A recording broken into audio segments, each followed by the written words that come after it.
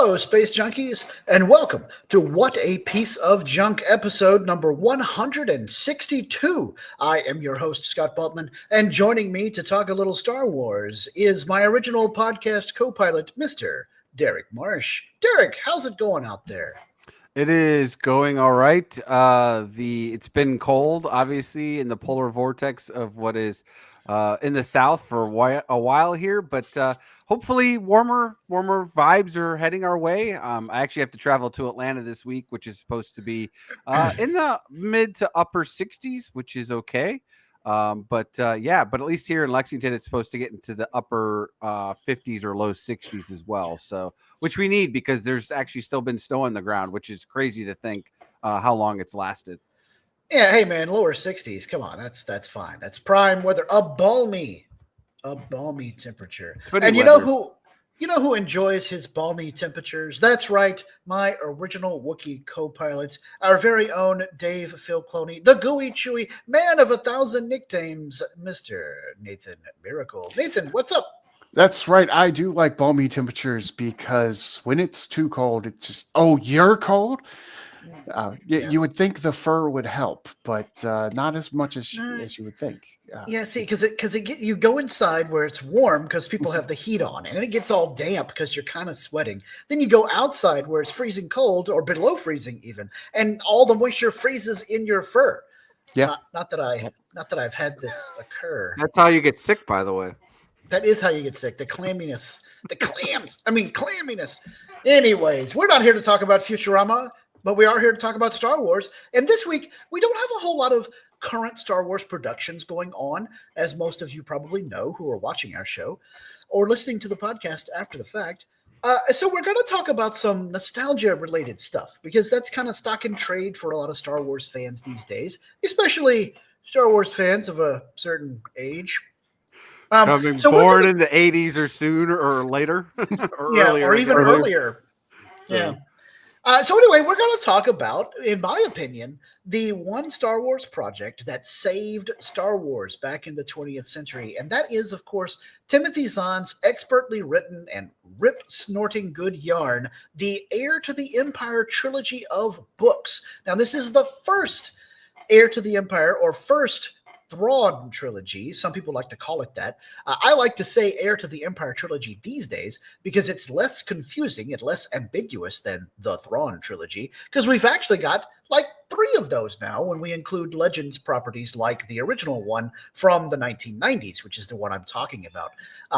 I read the first book, Heir to the Empire itself, I think the immediate calendar year after its release, because I had this creepy moment of I had gone on a field trip with my U.S. history class in high school, and I bought a copy of Heir to the Empire as a paperback book from the gift shop / bookshop at the ground level of the World Trade Center in New York City in 1992, I believe it was, or 1993. And I haven't checked to see the exact release date of the first Star Wars Heir to the Empire novel, but I know that this was later on because it was by the time it got released in paperback.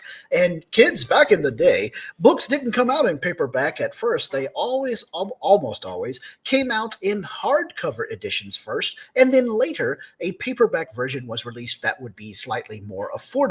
Because now this part is still true. Paperback books are cheaper than hardback books, but some of your books these days, in fact, a lot of novels these days, just come paperback right away. They don't fool around with the hardback stuff unless it's somebody really famous as an author like George R.R. Martin or Brandon Sanderson or the late Robert Jordan or so on and so forth. Now, Zahn himself is a famous enough author here in the 21st century that the other 2 Thrawn trilogies have all come out in hardback before paperback. So good job, Tim, and keeping up with the entire thing, and the whole old school way. But the creepy part was, obviously, I bought this at the World Trade Center, which nowadays is super creepy. But in the 1990s, what happened was, like a month after we got home from that field trip with my history class, was the first time the World Trade Center was bombed with a truck bomb. And the building, of course, had the first floor blown out, and it was the one with this bookstore. So my original copy of Star Wars Heir to the Empire is from a bookstore that got blown up by a terrorist action later, like a month or two later after I bought this. And the creepy part was I could definitively tell myself that was the place because I used the receipt with the store's address and date as my bookmark. So I was You watching still have the CNN. receipt? I think I do. I think it's still in that book somewhere. I should check it out. Anyway, I was watching CNN with my dad holding the book because I was still reading it. I didn't read as fast back then. And they were like, this place has been blown to smithereens. And I was like, oh my gosh, Dad. And I showed him the address and he was like, whoa. So, yeah. Anyway, a book about, organized terrorist activities resisting an empire and then the aftermath of their success. Took on a whole new meaning for me. But the book itself is great, and I've owned other copies of Heir to the Empire since then. I did get a hardback version later when it came out as, I think the 20th anniversary commemorative edition or something along those lines.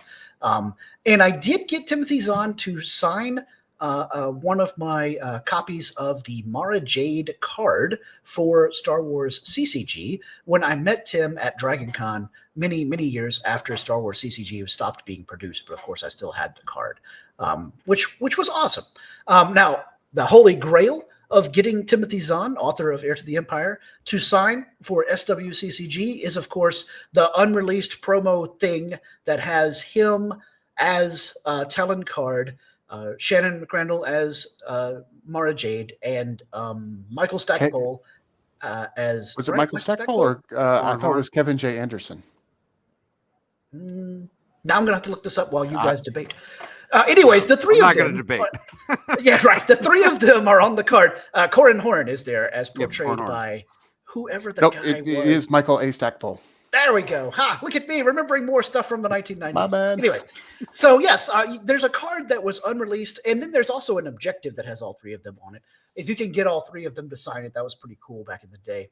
But yeah, I love the book, and I was champing at the bit to get Dark Force Rising and, of course, The Last Command, the other two novels in the trilogy. So that's my opening salvo of nostalgia about Heir to the Empire, the original trilogy with Thrawn. What about you guys? Derek, how did you first encounter that story? Did you read all of the books, or were you like just the comics or just the card game? Yeah, so I was, for the novels back in the 90s, my first real introduction to Star Wars novels reading that was True Set Bakura, when I read that one. And then I really got into the Rogue Squadron novels. But a lot of my Star Wars came in the mid to late 90s for a lot of the Legend stuff when I started doing comics, right? So when Shadows of the Empire came out, I did the whole comic series that way. And then I was like, oh, let me see what else I could find. So that was my first introduction to Heir to the Empire, was the comic book version. I never read the novel and just, was interested with that. By the time they had come out with, related to the big thing that we do with the card game, I had already kind of left Star Wars at that point, because that was the early 2000s, which I was in college then. Just, still love for Star Wars, just didn't have the money because it was focused on paying college and student books and all that stuff. So I kind of got into that later in life, most recently the past few years, just with when COVID hit, and then just getting really into Audible a lot more. That's when I was like, as I was kind of doing some Star Wars stuff, trying to get more into the Disney, post when Disney's acquisition with some of the novels they had, and what they were doing, with like Phasma and our favorite guy with Chuck Wendig and Aftermath series. And for those not watching, Scott just did his eye roll and horse flabbergast sounds. I'm trying not to vomit over here as you talk about Chuck Wendig. Anyway, and Phasma and all that stuff. So as I've kind of lost a little interest in some of their newer novels, I've decided to go back, especially since I really enjoy Mark Thompson as the narrator and kind of the unofficial Audible guy that I really enjoy. Is probably my favorite for all that. So doing the Timothy Zahn series of a lot of the stuff he's done, I really enjoyed like Scoundrels and stuff. But then, I jumped into the new Thrawn series first, or the newer technically canon stuff, the second trilogy, if you want to so call it, the Thrawn trilogy, as you were talking to there, Scott. But then I decided after that I wanted to jump into the original. At that point, I was like, I haven't read those in forever, so and never got, like I said, a chance to actually go through all 3 novels through the novel series. So that is what I was able to do post COVID. I worked on that series, so really excited that we're talking about that. And obviously big reveal, right, as we've kind of gone through several things over the past years with the most recent Disney series television, right, where we've had some things revealed and ties to technically the heir to the empire, right, and we're actually getting that from Filoni and stuff, and we'll talk about that a little bit later. But yeah, it's just, like I said, kind of nice that to read those or listen to those as through the Audible, like I said, and then to be able to start relating. Oh, okay, I could see where they might have pulled from this, or they did something different, or that's a completely different thing, right? So, but anyways, yeah. That's where I really did, was through the Audible and the comics. Cool. I did check it out. Heir to the Empire first came out hardback in May of 1991. So it took until 1992 for it to be available in paperback. So I got mine I want to say December of 92 or January of 93 when we went to New York. And then the World Trade Center truck bomb happened in February of 1993. So right after I had bought the thing and got back home. Nathan, how did you first get involved with the whole Heir to the Empire thing? Did you read all the books? Did you just do comics? Just the card game? I didn't read the books. I didn't read the comics at all, actually. Okay. I did read the books. So you guys know I got into Star Wars with the special edition, so I didn't really know anything about it when Heir to the Empire came out. That was, of course, 6 years after the first book came out that I got into Star Wars. But when I got into Star Wars, I got big into Star Wars. I jumped in with both feet. I did. I wanted to consume all the Star Wars stuff that I could. And which was a lot easier to do back then than now. It was, because there just was not as much of it. But we would go to the library. It is the Independence Regional Library, which is still there. Nice. So off of Independence Boulevard in Charlotte, North Carolina. We would go every so often, every couple of weeks, I guess, because every time one of the books would come due, we would go back and I would get the next book. So I'd get the first one, read that, go back, get the second one, read that, go back, get the third one, read that. And there were a few other books kind of in the rotation.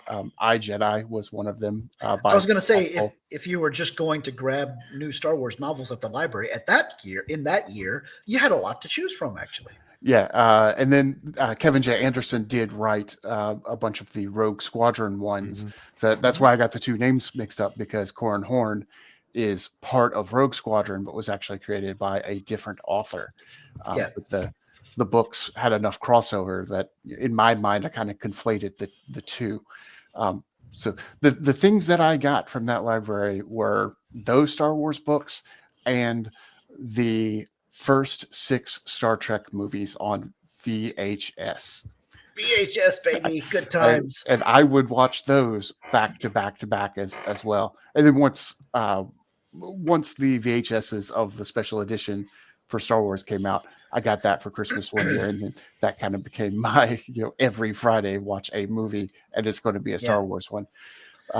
If I remember correctly, when we first met and we began to talk about the whole dream cards scenario, because this used to be a big thing on the Decipher message boards, people would come up with their dream cards of stuff, not just for Star Wars, but Star Trek, and then I believe later Lord of the Rings as well.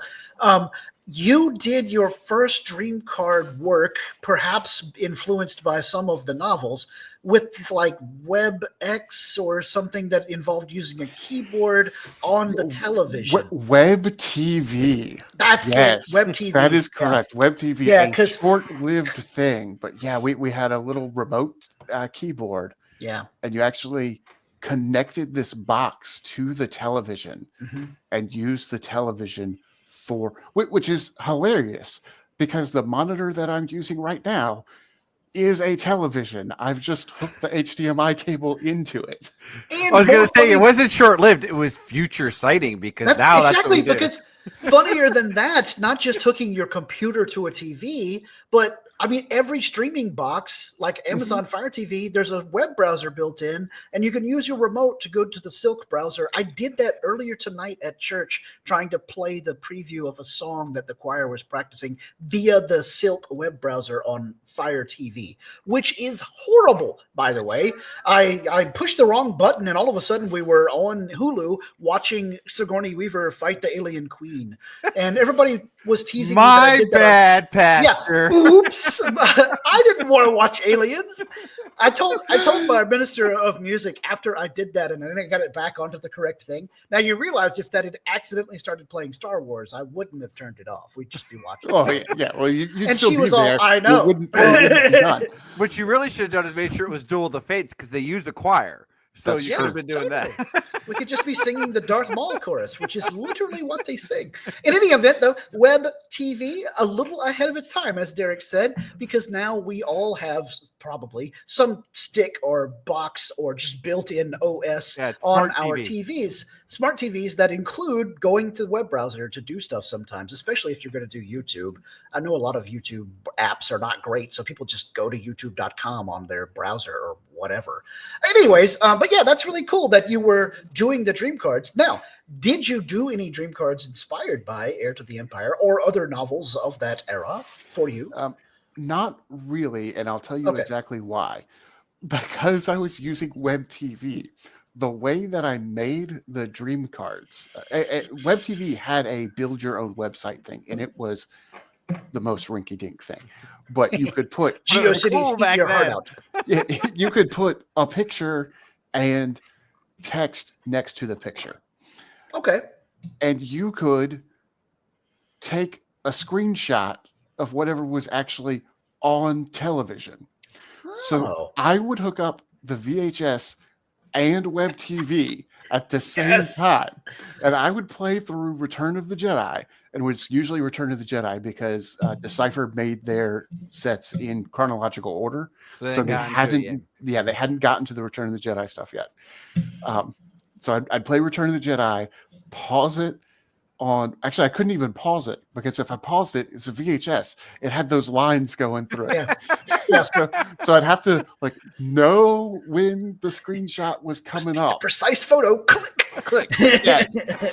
That's exactly what I did. And then I put the screenshot from the VHS next to the text that I wanted on the card. And then there was some random person, I have no idea who it was, found that website.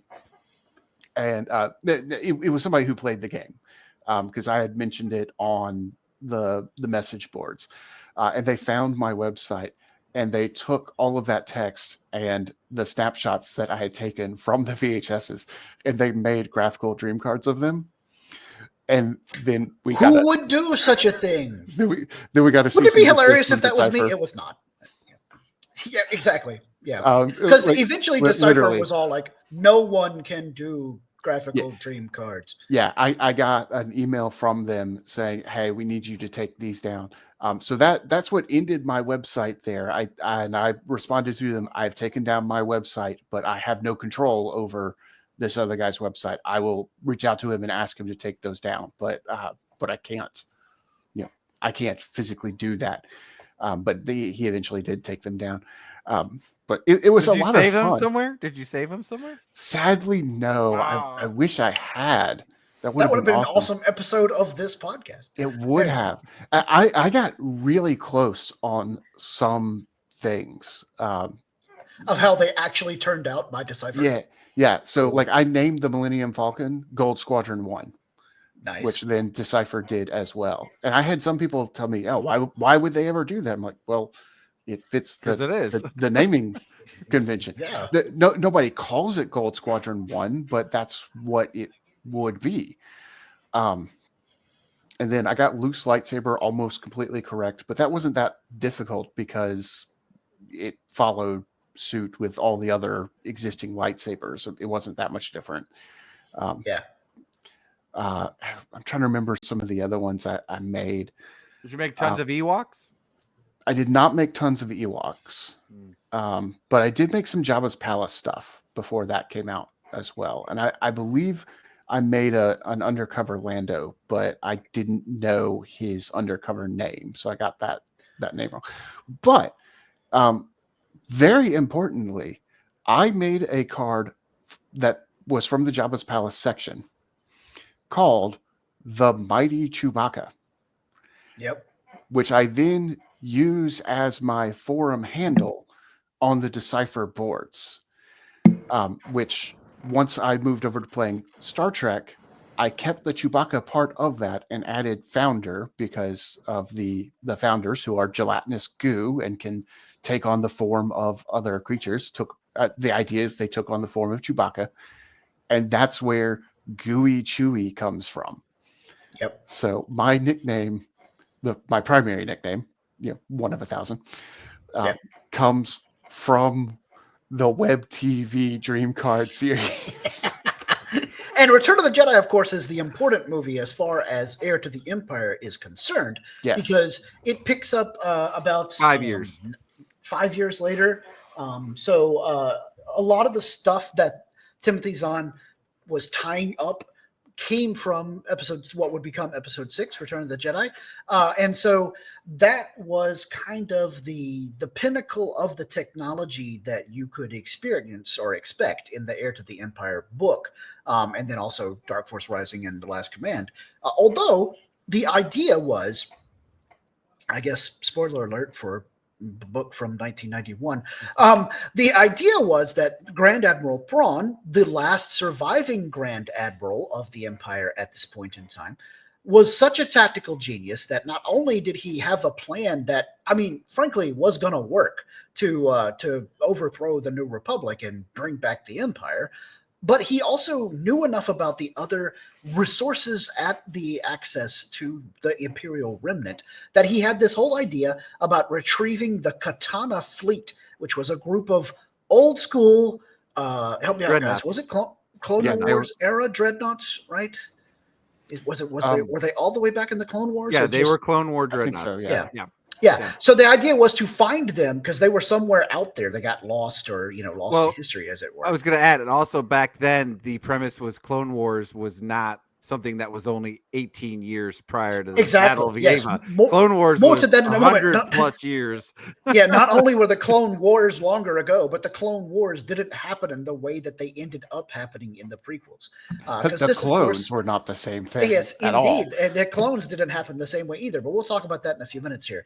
So the idea was he would find this old Katana fleet of dreadnoughts that had all been sort of set up, serialized remote control kind of deal, and just use them to completely overwhelm the New Republic's fledgling navy. Because remember, as we learned in The Rise of Skywalker, it's not a navy, sir. They're just people.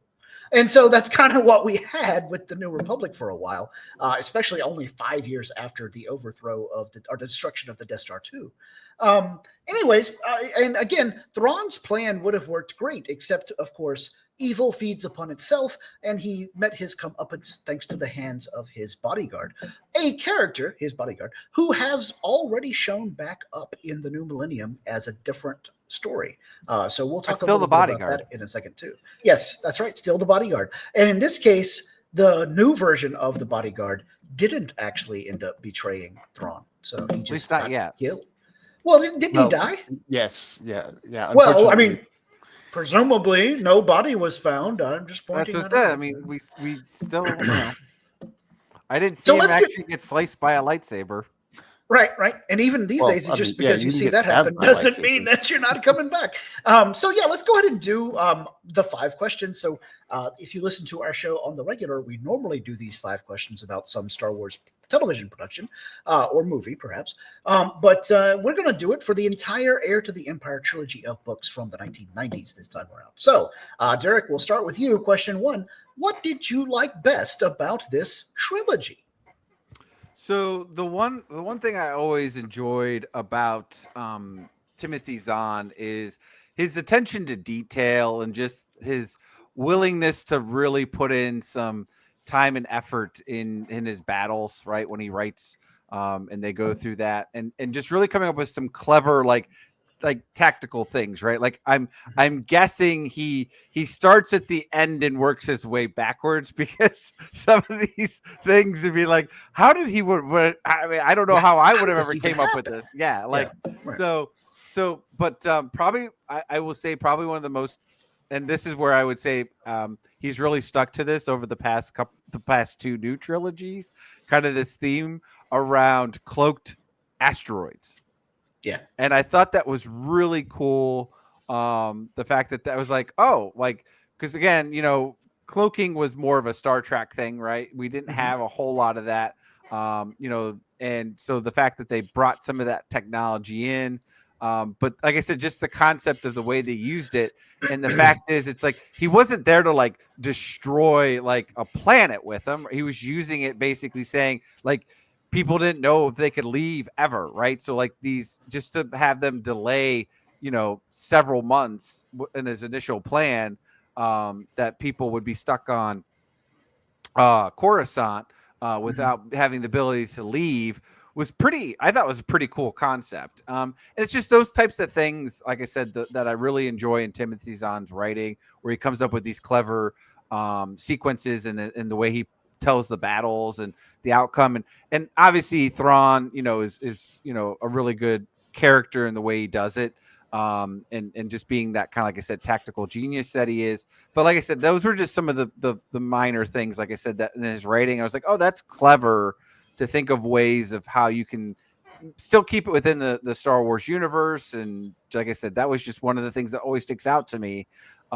is like I said, just like, oh, that's cool. But so like I said, that is a specific example, but like I'm just saying, like all in his series, and all of his battles, like I said, there was always some type of clever trick, and there was things that the Rebel Alliance, right, the New Republic had as well, in the way like Luke was able to get out of some tough predicaments, right, in the way that the story is. Like I said, it's just, that's one of the things I've always liked about Timothy Zahn's writing, more so than a lot of like others that I've written the Star Wars universe, whether that's even some of the legends or the newer, is just some of his cleverness in the way he writes those battles out.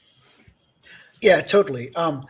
My favorite part about what I liked best about this trilogy is Mara Jade, the character, but not just Mara Jade by herself. I mean, Smoking Hot Redhead, my wife cosplayed as her. It's amazeballs. But also the entire journey that she went on to go from Emperor's chosen assassin to girl who marries Luke Skywalker instead of killing him. And spoiler alert, the way that she gets around this weird post-hypnotic suggestion kind of force-implanted thought in her command, the titular last command from the third book in the trilogy, you must kill Luke Skywalker, is, again, spoiler alert here, there's a clone of Luke, and Mara kills the clone, thus somehow satisfying her subconscious desire or command to kill Luke Skywalker. Because by that time, she's sort of decided that Luke and his friends are actually the ones that are more honorable and good and decent and whatnot. And so she's able to get out from under Palpatine's posthumous control by killing the Luke Skywalker clone, which I thought was, like Derek just said, a very clever way of doing strategy and payoff on the part of Timothy Zahn, because he built that up over 2 other books. Then finally, in The Last Command, she, fulfills this whole destiny thing. It's also a really great way to tie in the Force gives you a destiny as a concept within a Star Wars storytelling, which was wonderful. And then I just love the way that she affected the rest of the Star Wars galaxy by her mere existence throughout the rest of the 1990s decade. And only really being excised from the canon when Disney took over, although shadow banned, to borrow a 21st century term for a 1990 event, shadow banned by George Lucas himself, because he famously loathed the idea that not only would Luke have a girlfriend, because for some reason he thought Luke would be much more monastic and celibate as a Jedi Knight, back when he was really hung up on Jedi Knights are celibate, and he would also like really rankle at the idea of the way that Mara was portrayed in most media, which is pre her going to the light side. When she was dark side Mara Jade, working for the Emperor as the Emperor's hand, she is the classic femme fatale wearing black leather, almost dominatrix level of, woman powers. And George hated this idea that not only would she be a girlfriend for Luke at some point, but that she started out as this, super powerful, I'm going to use my sexuality to get what I need done kind of woman. Because let's be honest, George was going through a lot of stuff with women when it comes to Return of the Jedi and the immediate post Return of the Jedi, because that's when he was getting divorced from his first wife. So yeah, I think the whole Jedi Knights are celibate, Luke would never date a woman like this, never date a woman, much less a woman like this, was influenced by George's personal life at the time, because he has really mellowed about that later on in the prequel trilogy. And then even later than that, after he was done with episode 3, he talked about how I never said that Jedi can't have families. And nowadays, that's kind of his whole stance, if you ever hear him talking about it. And Dave Filoni and the other disciples of George that still work for Disney, Lucasfilm, owned by Disney, they're way more about that too. Like, it's not totally unheard of for Jedi to have children, much less wives and girlfriends. Hello, Ki Adimundi. How's it going? I was going to say that it's been rewritten 20 times. yeah, exactly. But during the mid to late 90s, Mara Jade, George Lucas was like, what a horrible idea. It's some fanboy wet dream. I hate it. So I never held my breath that we'd get a live action Mara Jade. So when we got the photographs of Shannon McRandall portraying Mara Jade for the card game, I was ecstatic. I'm like, this is the closest thing we'll ever get to a live action Mara Jade. Nowadays, I'm not so sure, but more on that in a moment. But anyway, yeah, so Mara Jade, definitely my favorite part of the trilogy, but not just because she's super sexy and not just because my wife looks great when she cosplays as her, but because she had a really good character development. And I think Disney definitely could do this right in the new millennium, and I think they might. Anyway, Nathan, what did you like best about the trilogy? I'd have to say what I like best about the original Thrawn trilogy is the world building. And there's a lot of that. And we're going to get more into that as viewers know. Our third question is always the connections to the rest of the Star Wars universe. So I'll get to talk a lot about a lot of that there. But we didn't know nearly as much at that time about what happened in the galaxy, and Thrawn got to create a lot of it, and a lot of it now cannot be the way that he created it. Yeah. The entirety of the Clone Wars just cannot have happened that way. But I loved particularly how he portrayed the Force within the context of cloning. Luke gets this buzzing sensation when he's around clones because the existence of the clone and the original person who was cloned together creates this dissonance in the Force. Because the Force is in all of us. It surrounds us, it binds us, it penetrates us. But when there's two identical people, that creates this weird ripple effect that threw Luke for a loop at first. And then apparently it drove Joruus C'baoth or C'baoth. Joruus C'baoth. I always pronounce it C'baoth.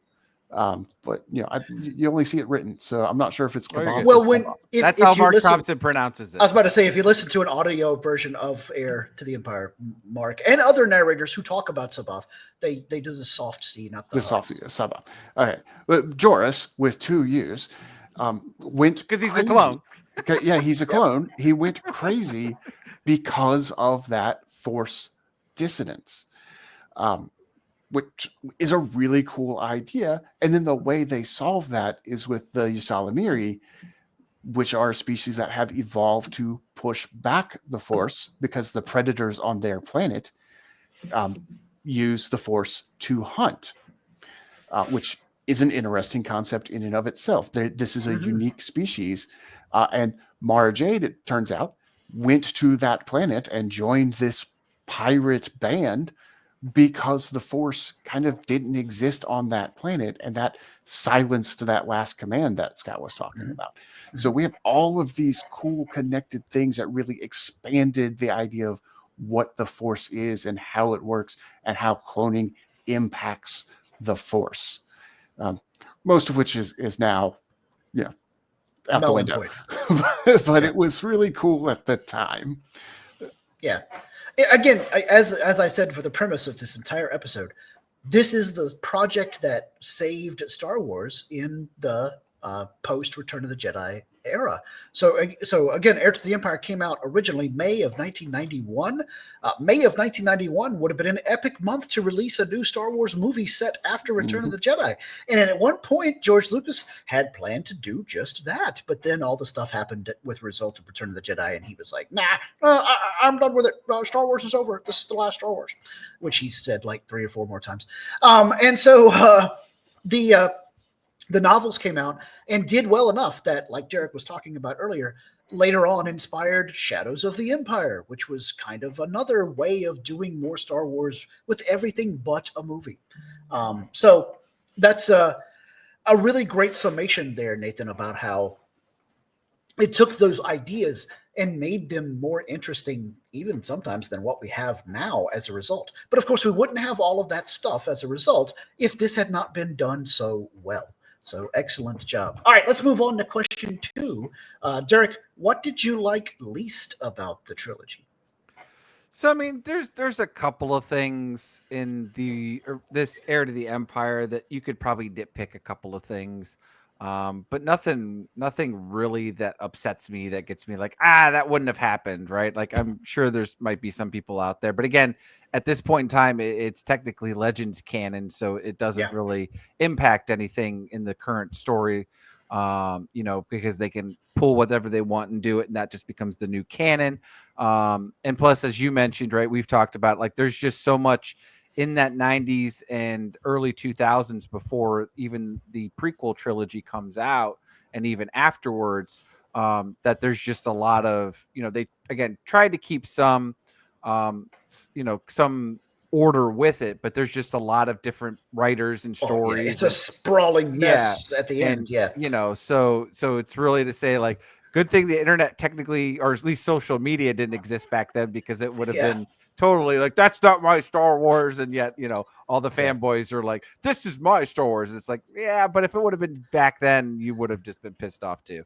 But probably the one thing that I don't like, and it actually still kind of upsets me, it's anytime I listen to any of these novels, even the current ones that might have, which they unfortunately haven't done a whole lot of current stuff with the original characters, right? It's usually a lot more of kind of the pasts of some of the prequel characters, or the connecting pieces to the sequel trilogy characters, or they've really done more with the new High Republic, right? So so there really isn't a whole lot that's, they really haven't come out with a ton of like new Lukes, right, or new Han Solos. Like, they came out with Bloodlines for Princess Leia, and they have some stuff there. Obviously, they did the Han Solo one by itself, but it was more, again, focused on the Donald Glover version of a young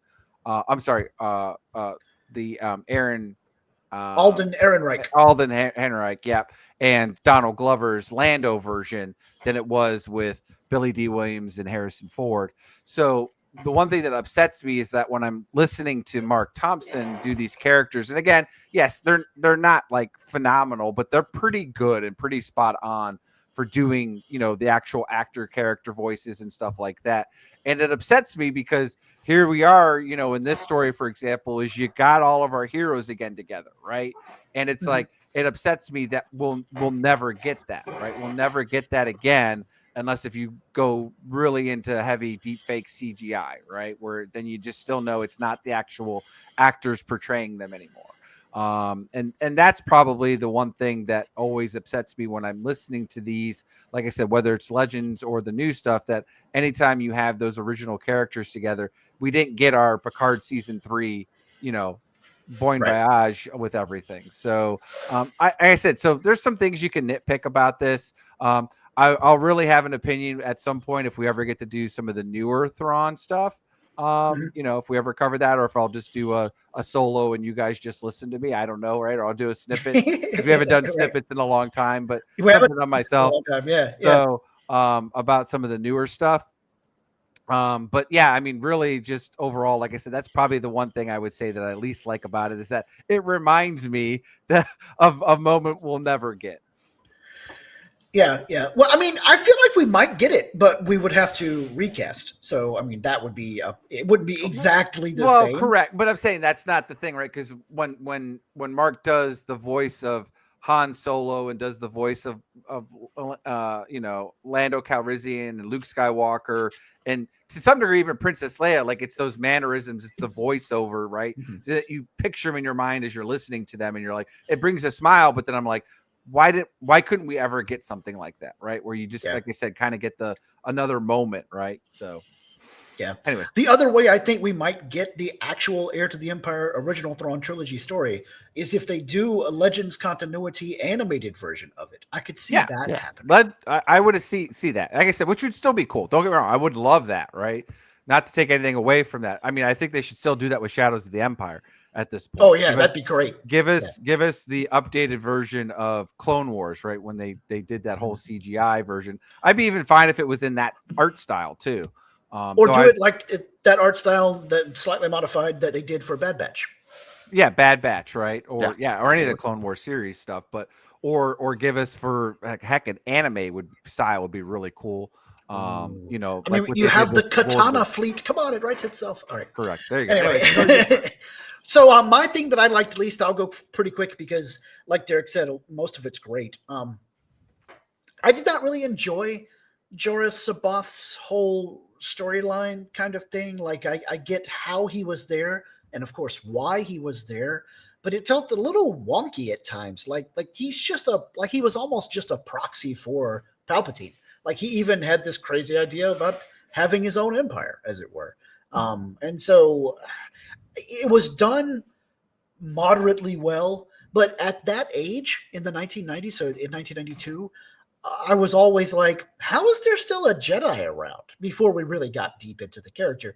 And the whole time I was just thinking, but the Purge was like all the Jedi, their fire has gone out of the universe, which obviously as time has gone by, I had to let go of that feeling because it turns out there's a boatload of Jedi that survived and Force users that were bopping around that didn't call themselves Jedi, but pretty much did the same things as Jedi. I was just a Padawan. I wasn't actually a Jedi Knight, so I survived. But you know, the thing with Jorah Sabath, he was kind of my first encounter of somebody who wasn't Obi-Wan Kenobi that was still alive. In this case, after the Empire has gone, down the tubes with the destruction of Death Star 2, and yet he was a Jedi Master? Well, this doesn't make any sense. Wouldn't Darth Vader have known where this guy was? And, well, now obviously we know better. And it was handled well in the novels as to how he survived, why he's still around, and pretty much why Thrawn was using him as a pawn. It was almost like the way that Kylo Ren was being used by the First Order, by Palpatine via the First Order, which I thought was in fact, I thought Kylo Ren was almost a nod to Jorah Sabath in the sequel trilogy, because he too was kind of schizophrenic at times. And that was a big part of Sabath's character in the Heir to the Empire trilogy, is that you never knew what he might do next. But that kind of made it hard for me to grasp that he would have as much mastery over the Force as he obviously did. And even the cover of the original big blue Starfield cover of Heir to the Empire, you've got him looming large in the background with his hands up, and he's doing the Force lightning looking thing coming out of his fingertips. So I didn't like him as a character, and I was happy when he got killed in the story. Anyways, Nathan, what did you like least about the trilogy?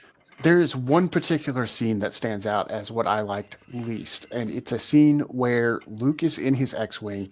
He is captured, sort of. They're trying to capture him with the gravity projection, and the tractor beams, and he manages to escape. He basically puts out flak behind him, and the tractor beam can't lock on to him. It was a cool thing that the guy who did that thought he was about to get killed. And Thrawn's like, you served under Vader, didn't you? It's like, yes. It's like, okay, I don't do that.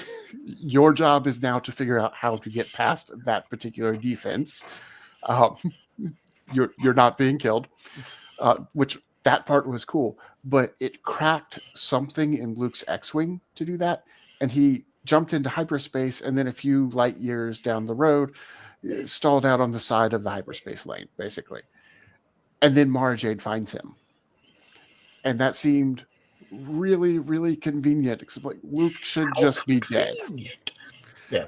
Now I understand she found him through the Force and all of that, and destiny and whatnot, but that to me was the most.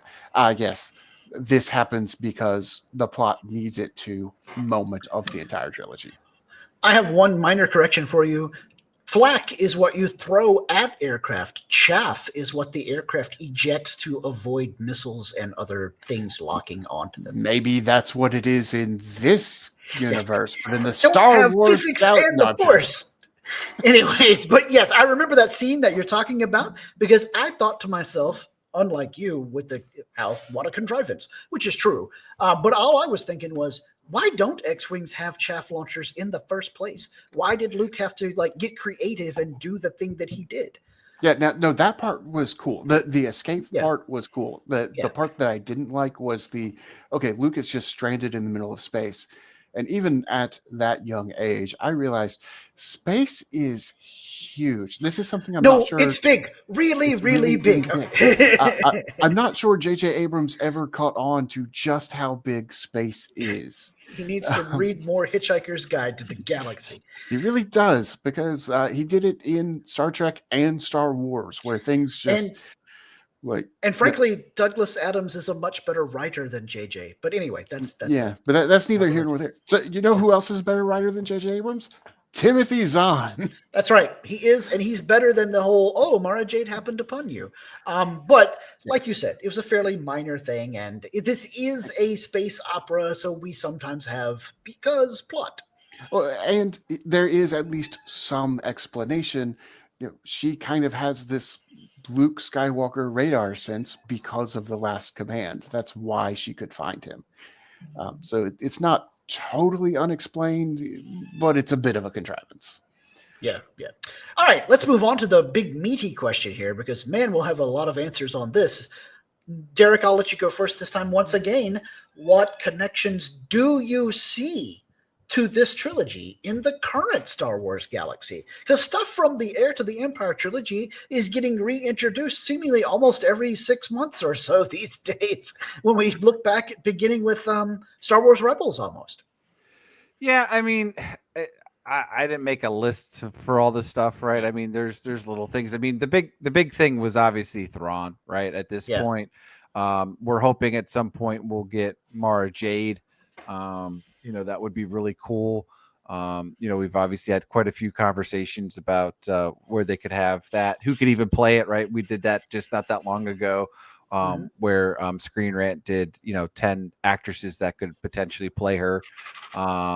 So, like I said, there's overall connectivity, like I said, because there's a lot of things that even the Clone Wars series took from, right? Like I said, they didn't really have cloaking. They did cloaking, right? So to be fair, I mean, it's not like Timothy Zahn was the only one that introduced, cloaking into the Star Wars universe. Oh, no, it was in Empire Strikes Back, for crying out loud. So, yeah. So, yeah, we didn't see it, but it was referenced. Yeah. Yeah. So, the types of things that they have, is there. So, like I said, I'm trying to think anything off the top of my head that I can think of. I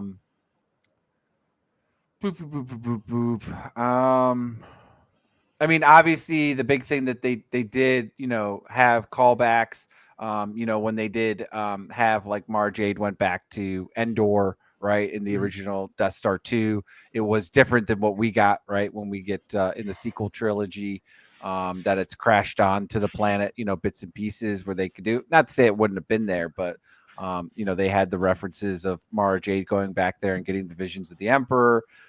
You just talked about the storyline. And then today, like I said, I'd have to go back and just say like, oh, I guess technically that was referenced in Heir to the Empire. I mean, obviously we have Mount Tantus, right? We've gotten that. We've talked about that through Bad Batch.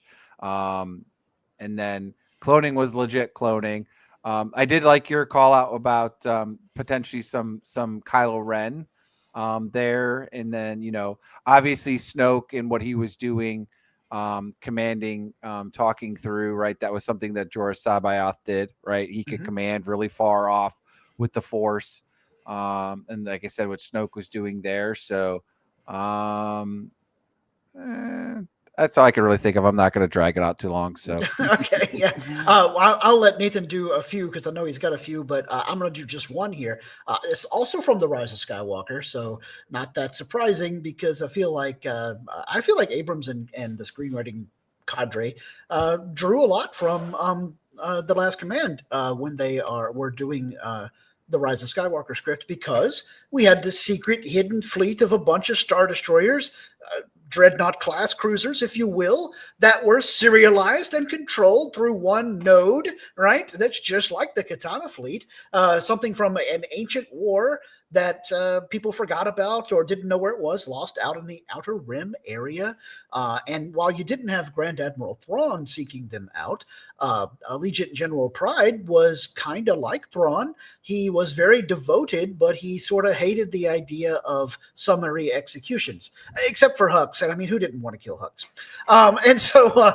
But the dreadnoughts, the world-destroying Star Destroyers from the Final Order fleet, absolutely reminiscent of the Katana fleet and the dreadnoughts there, and even going so far as, like I said, destroying the control node, shuts them all down, blah blah blah. We can save the day that way by hitting it in the right spot, because this is how we stop Star Wars super weapons, whether it's a Sith temple, a dreadnought fleet, or the Death Star, or the other Death Star, or Starkiller Base. You got to hit it in the right spot.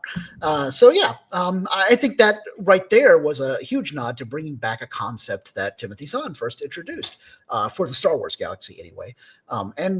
We talked about Thrawn coming back, and his bodyguard, the Rook, as a species, were brought in from Heir to the Empire.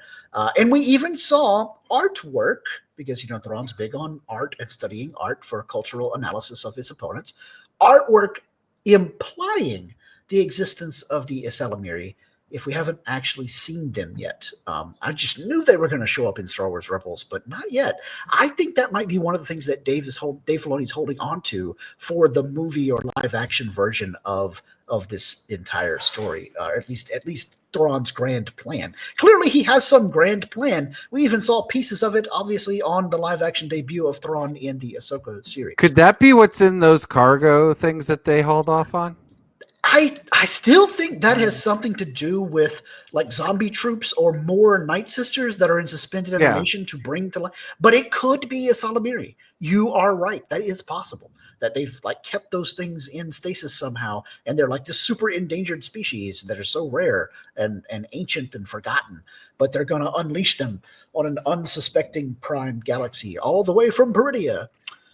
Yeah, maybe it just sucks the life force out of people now, something different, right? So yeah. Instead of being a forced null bubble, it's like a nothing can live around them. Like even the plants will wither and die. Anyway. All right, Nathan, what do you got? Stuff that, we have now influenced by the Heir to the Empire trilogy. Well, you brought up the Final Order, and I just have to point out how similar that is in terminology to The Last Command. Mm-hmm. Yeah. Oh, yeah. JJ and friends were like, hey, you know how Kathleen Kennedy said we don't have any books that we can base our stories on? What if we do? Anyway. But another thing from the sequel trilogy is a good story for another time. That's what Maz says when Rey asks about how is Luke's lightsaber here. And we got the story of what happened to Luke's hand and the lightsaber in The Last Command. That's what was used to create the clone of Luke. And Luke actually used that lightsaber. Luke, with 2 U's, used that lightsaber to fight Mara Jade. So I think we might be getting that good story for another time that Maz referenced in the first sequel movie. And oh my gosh, isn't it about time that we get that? I thought a good time was going to be like the next year or something. No. Yeah. Apparently a decade later, at least a decade later. So that's a possibility. We don't know for sure. But a lot of things from that trilogy have made their way into canon. The gravity projectors that I mentioned that tried to capture Luke, those showed up in Rebels as well. A lot of stuff in Rebels really came from that trilogy. Mount Tantus, we've already mentioned, came directly from that trilogy, even to the point of it being a shuttered Imperial facility that presumably will be reactivated later that has something to do with cloning. Now, obviously, we don't have the Sparty cloning cylinders, or do we? Because there may just be a different way of cloning. They're obviously trying to do something different. That may be how they made Snoke. Scott, you talked about how you felt like Kylo Ren had some parallels to Cyboth. I felt that Snoke himself had some parallels to Cyboth. Oh Because, yeah, totally. yeah, he was the crazy, Force master, not a Jedi, dark side user, but he was the crazy Force master who was kind of manipulating things, but never really had the control that Palpatine had. So I thought that was a good parallel there. The Sparty cloning cylinder thing got me thinking. The tubes and cylinders that Moff Gideon used to clone himself kind of look like Sparty cloning cylinders, or what's in my mind, as what they would look like. Now in the comics, in the comic book version of Heir to the Empire, they were much more solid, closed up silver metal tubes. But I think the whole one faceplate thing is so ubiquitous in science fiction these days that you can forgive them for making that modification. So we could have Moff Gideon, and of course Moff Gideon. Yeah. And then of course, looking backwards, there were a lot of connections that Timothy Zahn weaved into the story with things that existed at that time, because we had things like Luke's bionic hand became very important at one point. He escaped from the cell that the pirates had him in by opening up his hand and using the power couplings in his hand to basically hotwire the door. Then he couldn't quite use his hand properly for a little while, but that was a cool way to get him out of that situation in a way that they wouldn't necessarily have known. He did his best T-101 impersonation of Arnold, ripping the skin off of his hand so he could use the robot thing to do something. Like, let me just cut this open real quick. Anyway. And of course, Timothy Zahn took one phrase, the Clone Wars, from the original movie and wrote a whole story about how that conflict worked and how cloning worked and why that was a big problem and what happened with the Jedi.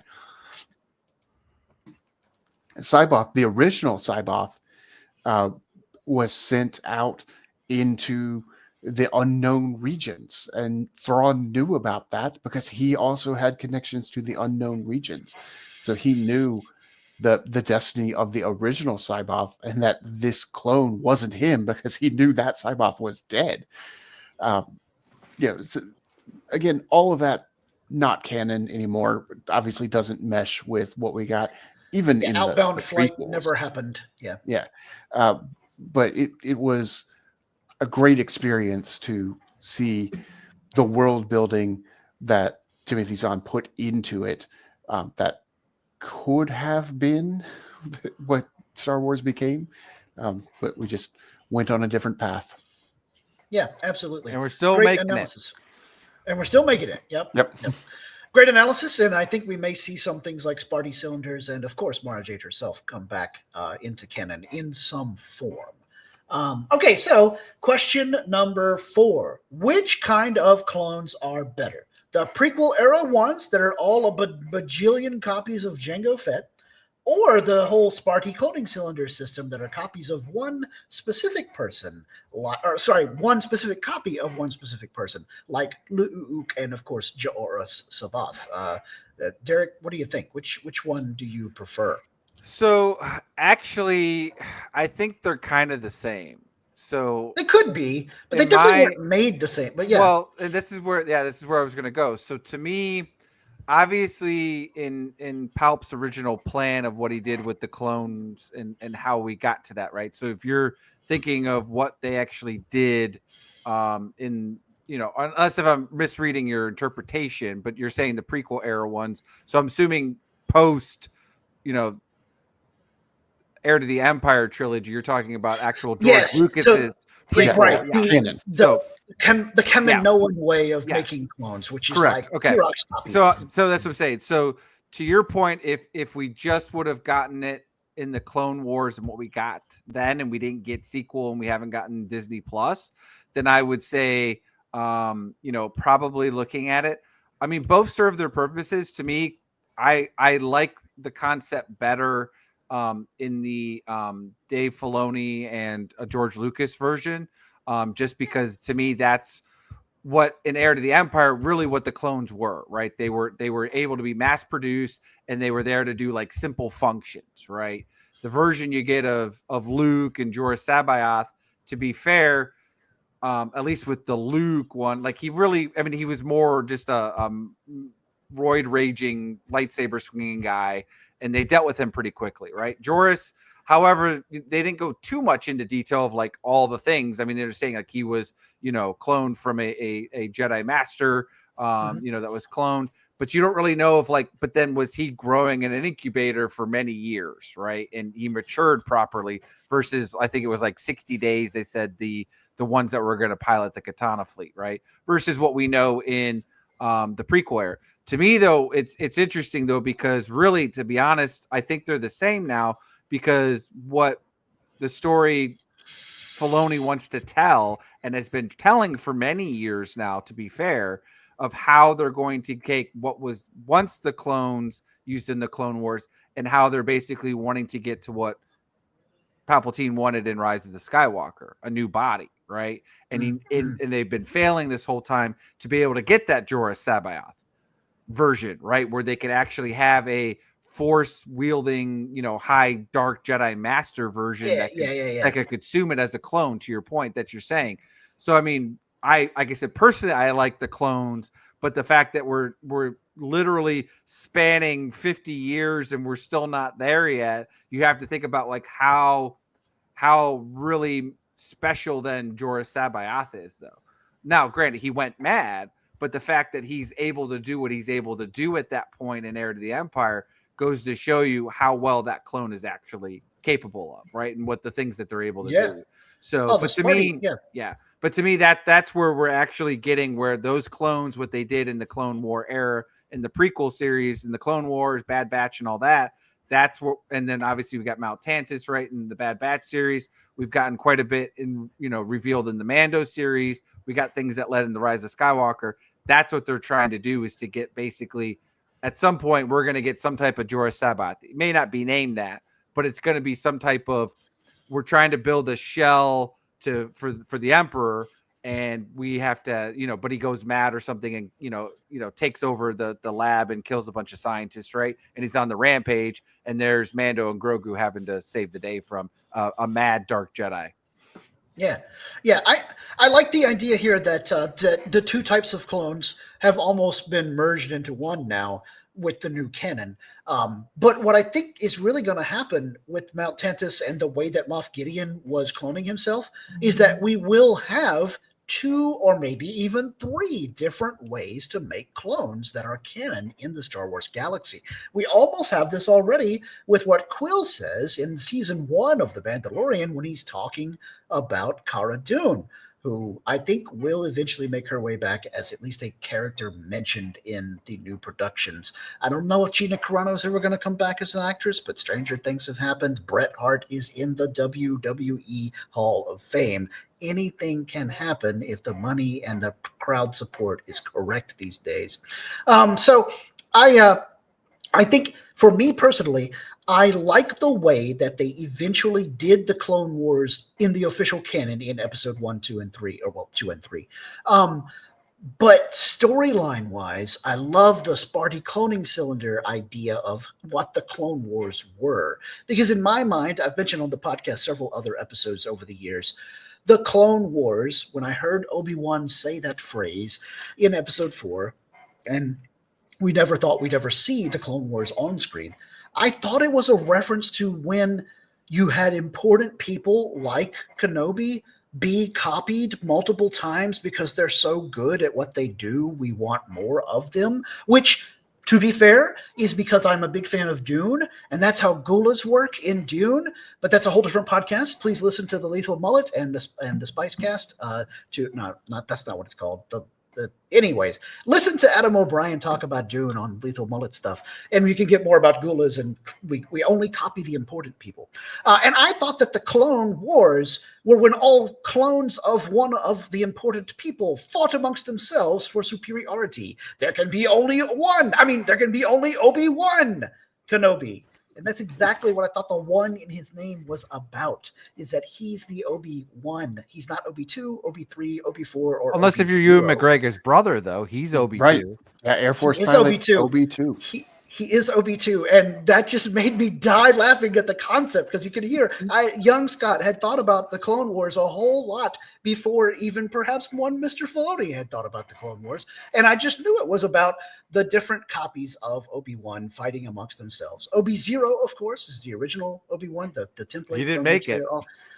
He didn't make it because Obi-Wan killed him so that everyone would think that he was the original. And then he had to fight Obi-2 and Obi-3. And the same thing was happening with other famous people. And when we got to Jorah Sabath, I figured, well, we'll have Jorah 1, Jorah 2. And I was close because we don't have the numbers, but we have extra letters in their names. We have one extra letter. Then maybe we have 2 extra letters. And then maybe we have 3 extra letters as we go through the different iterations. You see what I'm saying? So Michael Keaton duplicity. Exactly, right. So I would love the idea that we had the Kaminoan way of doing clones, whatever Quill was talking about when he mentioned strand casting in The Mandalorian Season 1, and then maybe even Sparty cloning cylinders that we've seen. Perhaps those are those things that Moff Gideon was using later on in The Mandalorian. I mean, there's more than one way to skin a cat, so why not more than one way to make a clone? So I think it'd be cool. I like the idea that you have cannon fodder, like Derek was talking about. The Katana pilots are going to be just like chump clones, but then you have important people, so they those things get strand cast. You want really good reflexes and mental and physical capacity. You do it whatever the way the Kaminoans were doing it. And if you want to have somebody that knows how to use the Force and doesn't melt their body while trying to do it as a clone, you got to have your Sparty cloning cylinder version like Moff Gideon was doing. And then, of course, Palpatine's going to be all like, mix them all together to give me the best of all 3 worlds. And then that won't work, and he'll have to, do his thing in Rise of Skywalker. So as far as which one is better, they all have their place in the storyline. I think the Sparty cloning cylinder concept is more interesting to me as something that I want to see happen again and again. Because again, like Gulas with the Dune, which we're going to get. Thank you, Jason Momoa. But I don't want to see more clone armies like we had in the actual Clone Wars. I kind of like the idea that that was a one-time thing. However, the entire existence of the Kaminoan economy being based on that means that I'm probably not going to get that wish, because it seems like they did it more than once. Anyway, but they're not doing it anymore. They're not doing it anymore. So, yeah, Nathan, what is your answer as our Clone Wars expert? Which is better, Sparty cloning cylinder, Kaminoan cloning? So we've had nearly 23 years to develop the Kaminoan cloning concept and all the ramifications of that. So I love the clones that we have from that. And I think the Clone Wars, the cartoon, not just the CGI animated, but the original Tartakovsky, the guy whose name, that guy, the one whose name I can't pronounce. They developed what clones were. So it wasn't just, this is just Jango Fett, Jango Fett, Jango Fett, Jango Fett. It's individuals who, even though they're identical, they're still different, and they have their own personalities and quirks, and yet they're still somehow the same. They're all voiced by the same guy. They're all D. Bradley Baker. They are. They're all Perry the Platypus. They are all Perry the Platypus. Gosh, I love painting the clones as the Perry the Platypus. That's so great. That's so great. But I think as you mentioned with the storytelling potential, I think the Sparty cloning cylinders actually had more potential from the get-go. And the idea that cloning somebody creates the dissonance in the Force, and the more powerful they are with the Force, the greater that dissonance is. And that's why you can't really clone very powerful people and have it come out right, because their connections within the Force mess each other up. There's a lot of interesting concepts there that haven't really been explored in the past 34 years since this book came out. So I think if that version of cloning had gotten the same attention as the version that we ended up getting in the prequels, it would be in an even more interesting place. I think Derek's right. We are kind of merging the two, and we're bringing in elements of the Sparty cloning cylinders, even if we're not going to call them that, probably for rights reasons. We're getting some of those concepts. So I'm glad to see that we're getting both of them going forward, because they are both interesting. I just think that the Sparty cylinders have more potential than just cloning the same guy over and over and over again. Yeah, totally. All right, real quick though, now that I've been thinking about this, do we feel then that J.J. Abrams' Jorah Sabayoth is just Snoke? Yes, I do. Kinda. Yeah, kinda. Okay. Yeah. I feel like he's definitely inspired by Sabaoth, even if he's not quite a direct parallel. Okay. Yeah. Of course, we don't get any indication in the first movie that he's a clone. That comes later. Correct. Later. But that doesn't mean that they didn't have that idea at that point in time. So does that mean then we think at some point we'll get either a younger, better looking version of Snoke, and maybe actually Andy Serkis will come back and reprise the role? I don't know. I kind of feel like we're supposed to assume in The Rise of Skywalker that Snoke was never a copy of an existing person, but he's like cobbled together from pieces of other existing people, because there are all those vats of like halfway done Snokes, but some of them are just vats of halfway done pieces of him, not halfway done body of him. Like he's almost a Frankenstein's monster of cobbled together pieces. I think you're both right. I think that is exactly what it is. He is a Frankenstein monster cobbled together from pieces. And yet they probably had several versions of him. So Andy Serkis can come back and play a younger, but perhaps even less advanced version. But I was thinking, Scott, though, that I think that Snoke does look like Andy Serkis or whatever person they want him to portray him as. But as he uses the dark force, that's what tears him apart, just like we get in Old Republic, right? The more the dark force you use, the more deformed you look, right? Yeah. So that's why, to your point, he looks like a deformed, not saying that you guys aren't wrong. And then the cloning tubes, right? And maybe that's where that Snoke version was allowed to go out because, he was functional. The other ones, to your point, are like, not the non-Ripley 8s from Alien Resurrection, right?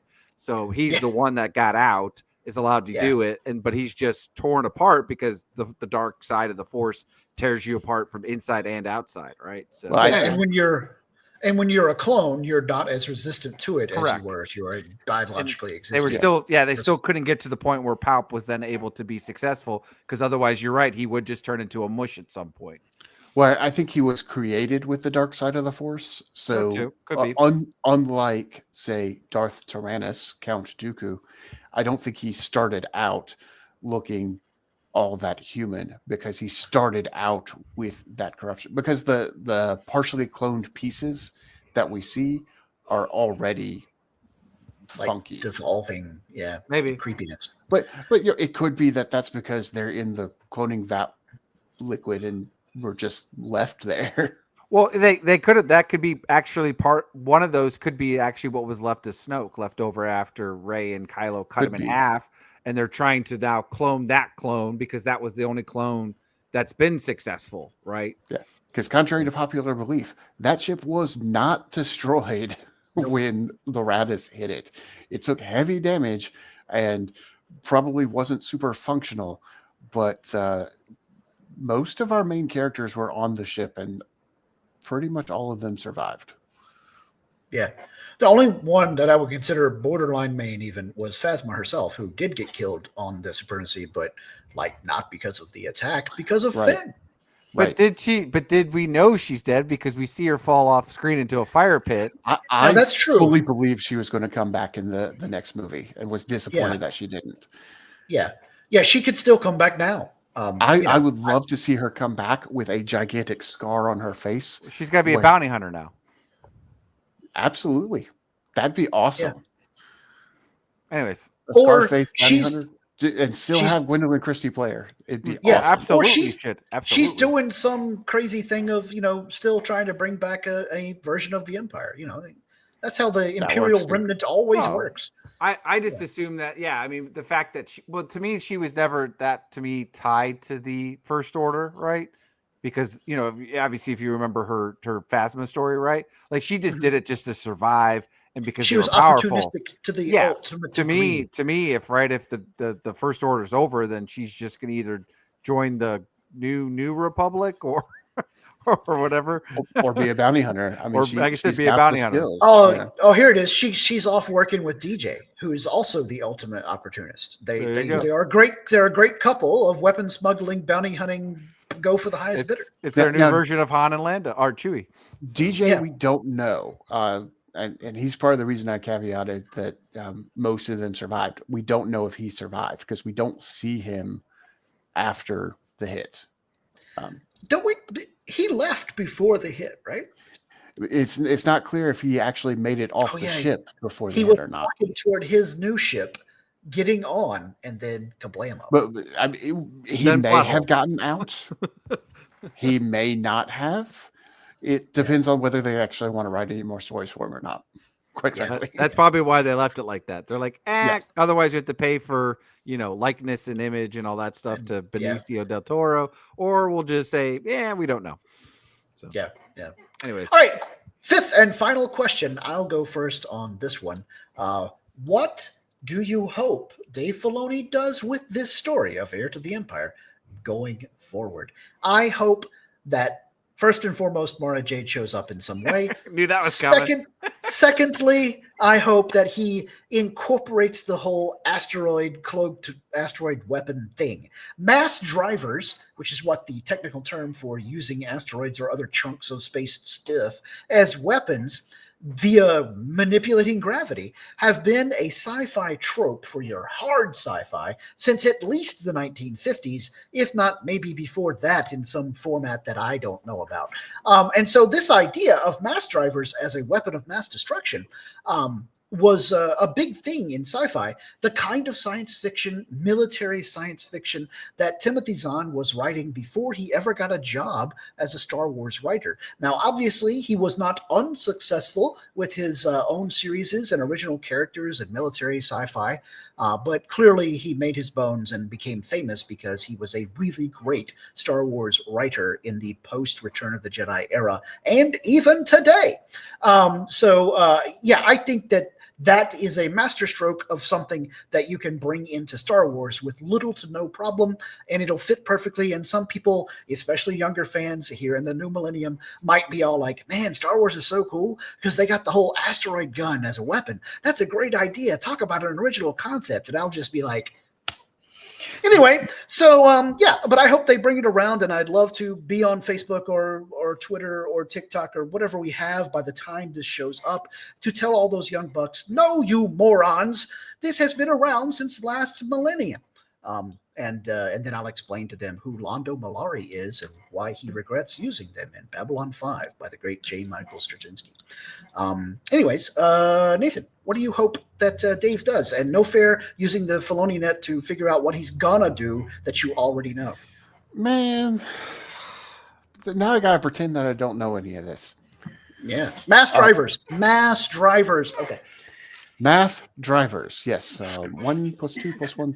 No accounting for death. All right. All right. So I believe that what we're going to get is full on an explanation for why Heir to the Empire is considered legends, not non-canon, but legends. There are legends that these things happened.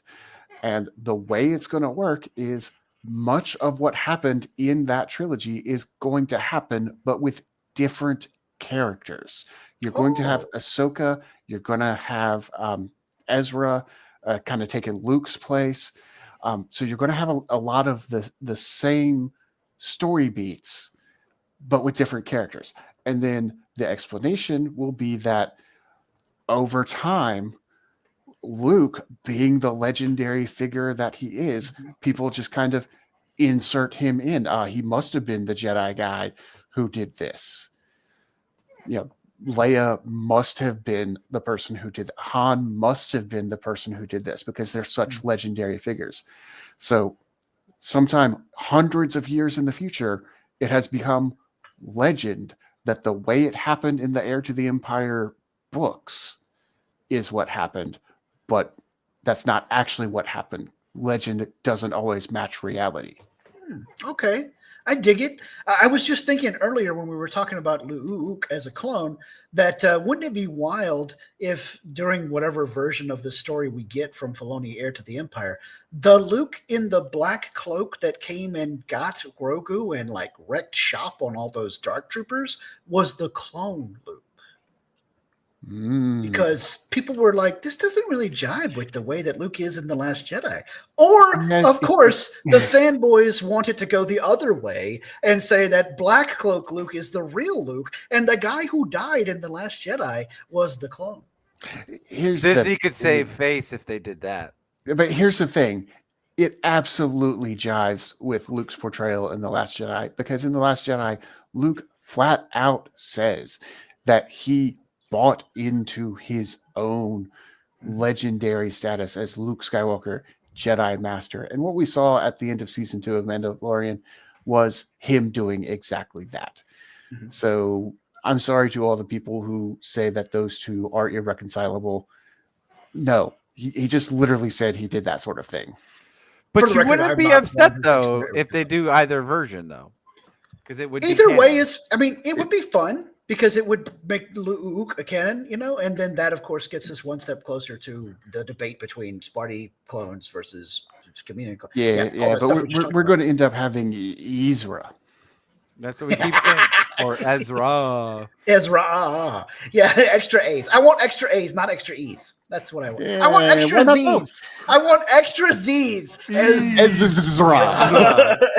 Or Ezra. No, perfect. The extra R's, because then you can be all Ezra. Played by Antonio Banderas. We can put him in both names. Bridger. Bridger. Now you just have Catwoman. Wait, we have cat people. Never mind. Anyway, we do. Okay, all right. So, not Derek, very nice in this universe either. Right? Yeah. All right, Derek, close us out here with question 5. What do you hope Filoni does with this story going forward?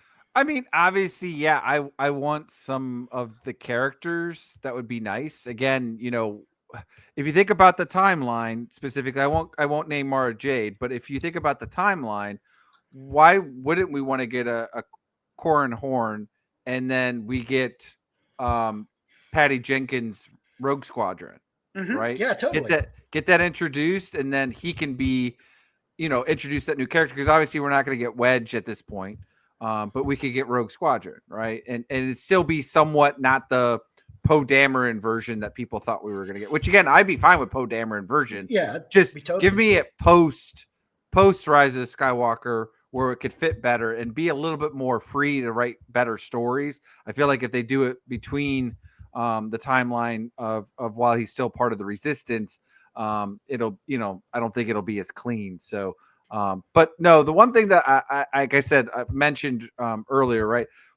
Whatever they do with Heir to the Empire, of how he's going to do it, I'm with Nathan. It's like, don't make it just the movie and just have one big reveal. Like, lay us some multiple Easter eggs or references or ties through the Ahsoka season 2 series, right?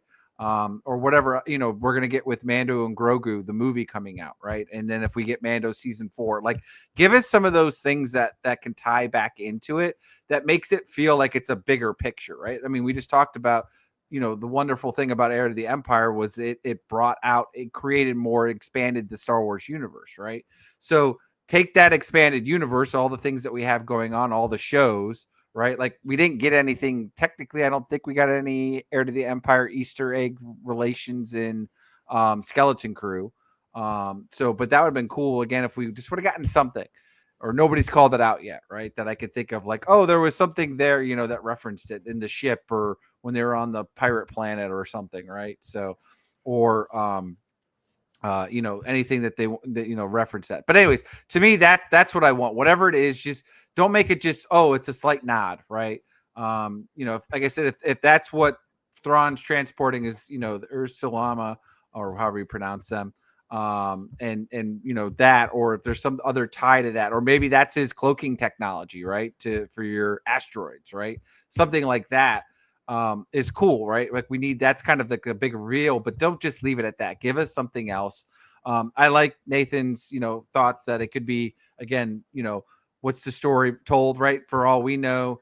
Now, I mean, it's not like Hera and Ezra and Sabine are nobodies, right? So it would be a little weird to kind of just like, oh, we talked about these people, they were there, but we're just going to write in Luke and Leia and all that. Not to say that they wouldn't do that, right? I mean, again, at this point, there's a reason why the New Republic only lasts, 15 years.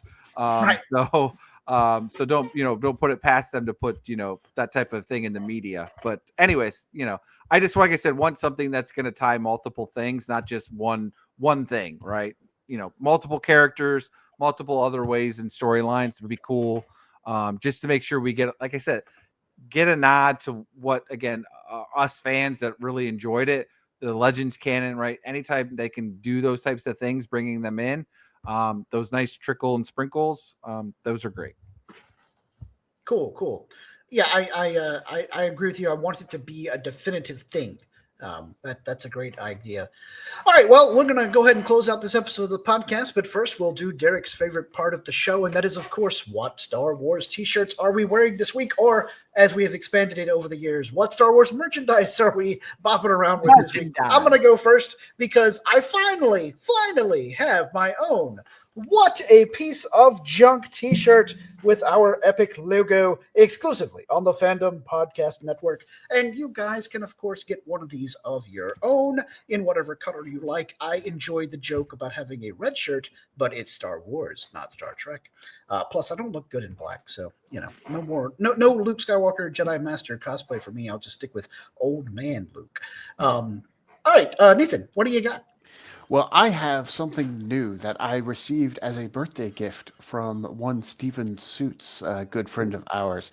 And normally Derek is the hoodie DM, but today I am rocking the hoodie, and I have to say, hello there. Oh, cool. Obi-Wan robe hoodie. Good times. I like the belt superimposed over the kangaroo pouch. Yeah, nice. And it's a zip-up hoodie, which is my favorite kind. It is, Pullovers are okay sometimes, but I'd just rather be able to take it off like a jacket. I dig it. Do you know where Steven got that? I do not. Okay, all right. Is there anything on the back, or is it just all white? There is stuff on the back, but it's just the belt continues. The belt. Yeah. It's not no like logos or nothing. Okay, no cool. logos or anything. Okay, cool. Excellent. All right, Derek, what do you got this week? Well, you know that, had I known, Scott, that you had now a Wapage t-shirt, I would have worn one of my two then, so you didn't feel left out. But we'll have to coordinate it once Nathan gets one, and then we can all have it. So, but no, of course, I've got Star Wars CCG cards to reference as all points. So, but interesting fact, though, that, and again, Decipher had a little bit of freedom and liberty, right, in what they did a lot of times with the naming of their cards and the characters, some of the lore that was in it, right? So obviously we had, Return of the Jedi came out in 1983, as we talked about. Then Heir to the Empire came out in 1991. But ironically, when they released the Death Star 2 set, which came out before what you were referring to as the things that we'll talk about with reference to the Heir to the Empire, they had the Chimera was in the Death Star 2 set. Yep. And it was actually, referencing Thrawn and all that in there, which is really cool with the ship, because that's what then we get in the Reflections 2 premiums. Right now, this is the bottom portion here is the virtual version, because this was in my deck. I just quicker to pull it out. But the picture, again, one of the things that we always liked about Star Wars CCG was they tried not to use just CGI still frame, which is, what they did later on in some of their other games, as well as then what Wizards of the Coast did horribly in some of their Star Wars games, was using this terrible CGI. But this was actually the actor, right, playing Grand Admiral Thrawn, and then we had him also playing Captain Pelion, in what you got their reference. And then to call out what you had, which was the big reveal in the enhanced Jabba's Palace set, was Mara Jade. Your Bait, Mara Jade. Good times. Which you could also get her lightsaber then, variation for it. But then in also the Reflections 2 premium, then we got the Erica Undercover version. Yeah. So please note, Mita has never cosplayed as the Erica version. The hand brought thing. At least not in public. Yeah, not that Derek and I know. I didn't say I hadn't asked her to. What I said was she hasn't done it. This is a whole different statement. Anyway, 50th birthday. Oh God! Yeah, can you imagine? Did you know that there was an Heir to the Empire sort of Easter egg as far back as the Dagobah expansion? No, which one is it? There is an Imperial named Commander Brandei. I believe I'm pronouncing that incorrectly. Brandei. Right. Whose lore says technical service officer of the fleet support branch, responsible for keeping the Executor's 12 TIE Squadron serviced and combat ready, just received transfer to Judicator, which was a Star Destroyer that was mentioned in Heir to the Empire. Fascinating. Well, I mean, that would make sense, because by the time that the Star Wars CCG came about, the Heir to the Empire trilogy had all been published in novel form, because the first one was 91, then we had, I think, 93, and then maybe 95 was the last one. Anyway, the point was Star Wars CCG didn't start until 1994. So my little middle school nerd brain geeked out hard when you were like, hey, wait a minute, where that word comes from. Good times. All right, well, of course, if you guys listening to us would like to get your own What a Piece of Junk t-shirt or pillow or mouse pad or coffee mug or whatever, please head over to the TeePublic store at teepublic.com, and in the box search User Fandom Podcast Network, and you can find a plethora of merch that you can get to support the show. Derek, let people know where they can find the show out there on the internet, please. So the big thing is obviously going to the fpnet.podbean.com master feed, which is you can just, find the FPNet on the Podbean app. But again, we're all over the Fandom Podcast Network, or just specifically us, What a Piece of Junk, on Apple Podcasts, Stitcher, Spotify, iHeartRadio, or Google Play. Again, the big thing finding us is on Facebook, which is the What a Piece of Junk, a Star Wars podcast. And then email, which is whatapieceofjunkpod@gmail.com. Again, we don't do much with Twitter anymore, but you can find us at What Wars. And then Instagram, there's a little bit there where Kyle runs for the Fandom Podcast Network. And again, like any podcast, we like it when you leave reviews. Nathan, why do we like it when fans leave reviews? Well, there's this blue guy who will come and attack us if we don't get enough good reviews. The original reason was we don't want to upset the Wookiee, and I'm going to stick with that one because we're talking about Legends a little bit here, and in Legends, Chewbacca was killed by a moon falling on him, and we don't want that to happen to us either. So those are some good reasons why we like those 5-star reviews, but also, minor thing, it helps other people find our podcast. and it helps let us know what we're doing well and what we could be doing better, because we want to make the best podcast that we can for you. Absolutely. We want to thank everybody for joining us. Please hit us up between shows to let us know how we can improve. But until next time, please always remember to respect each other and respect each other's fandom. All right, Nathan, punch it.